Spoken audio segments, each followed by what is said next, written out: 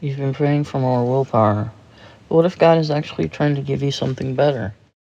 Many people try to live a godly life by sheer willpower. They grit their teeth, make promises, and resolve to just say no.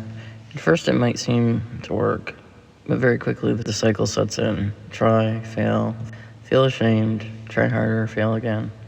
This is the hamster wheel from hell, much like King Sisyphus in Greek mythology, rolling the rock up the hill only to watch it tumble down again. It's exhausting, discouraging, and completely ineffective.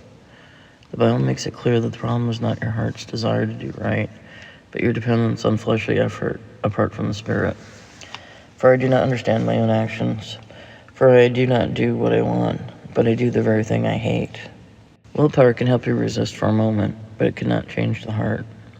Self-control, the Bible teaches, is a fruit of the Spirit produced as God works in you. This is not about forcing obedience or straining into the law.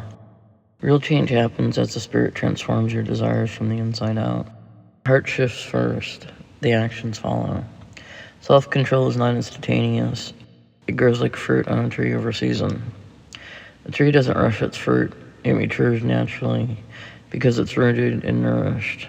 In the same way, your life must be rooted in God, nourished by His Word and connected to His Spirit. To try white-knuckling your way into holiness is not only ineffective, it's spiritually exhausting. Many Christians live in the hamster wheel from hell, repeating the same cycle of shame and effort, which only fuels fear and hiding rather than transformation. Grace changes the game entirely. Grace is not a free pass to do nothing. It is the enabling power of God to live righteously. For it is God who works in you, both to will and to work for His good pleasure. Grace creates a safe space for honesty.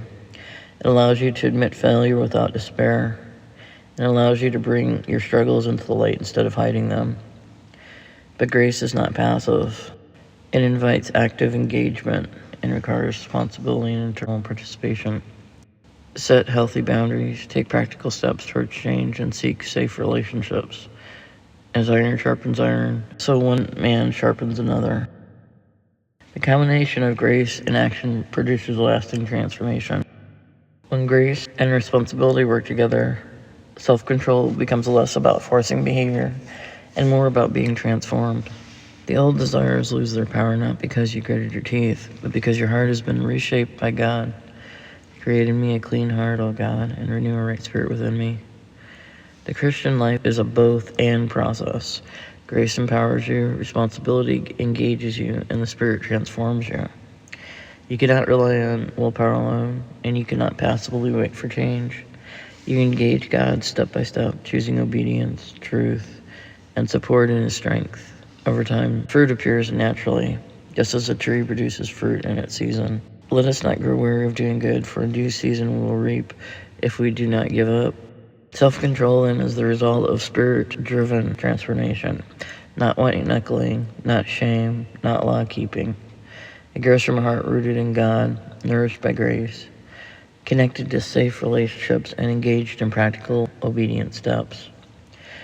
Therefore, since we are surrounded by so great a cloud of witnesses, let us also lay aside every weight and run with endurance the race that is set before us. This is the path to freedom. Step into grace, take responsibility, walk with the Spirit. Over time, self-control, joy, and peace will follow, not because you forced it, but because God has transformed you from the inside out.